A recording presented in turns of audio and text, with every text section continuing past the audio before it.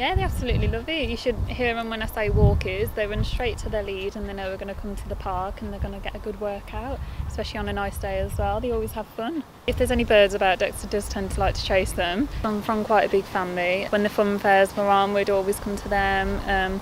When we broke up for school for the summer, me and my friends would always come, have picnics, play games like rounders or cricket on the field or football. And we always used to go to the bandstand, but I think everyone goes there. It's iconic at West Park.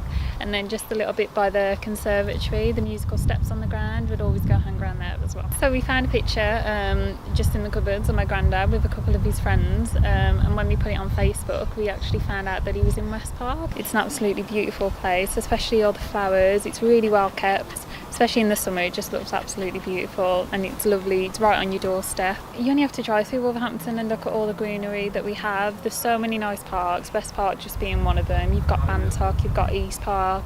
There's so many nice beautiful areas that people can go to. So a particular memory that I have is near the greenhouse, which is located just on the other side of the park from where we are right now. And on the other side is a small little stepstone area, and each time you step on each stone they made a different music sound. And when I was a child, what we used to do is on entry into the park is we'd go straight to this area and we'd all just have a little go. So we'd all step on the stones, make our own songs out of it, and to see who could make up the best beat, if you will. The memory I have is I was always the first person straight to it. Everyone else was slugging along because we used to usually got in the summer, and I'd be the first person there to make the song. Then we'd go around the park and to play some games, go in the playing area, but on the way out, almost as like a kind of code of conduct, we'd make sure that we'd leave playing the same beat to see who could actually remember. And if anyone actually remembered, whoever won would get a prize.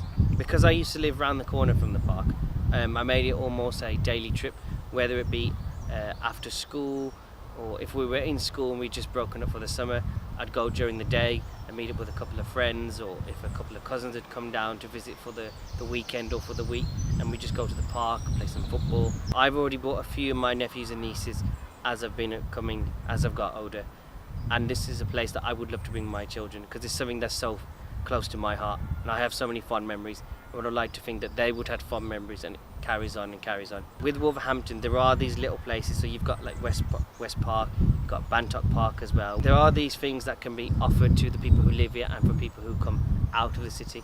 If I was to describe West Park in a sentence, it's the place of dreams. I've lived in Wolverhampton all my life and local to the park. I think probably started coming when I was about 7 or 8, using the playground that was a bit different to it is today.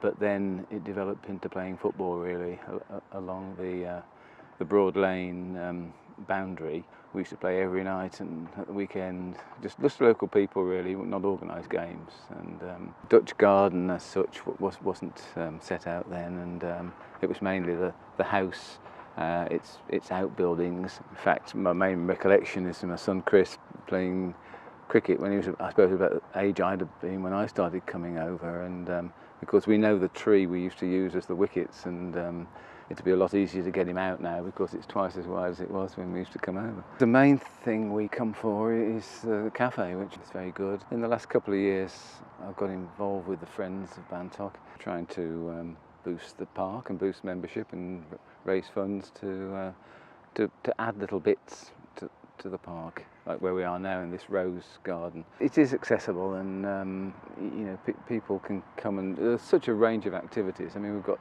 since we laid the council laid the path around the perimeter path, I mean that's used so much by people taking exercise, walking. There's so many dog walkers. This park does get well used by children.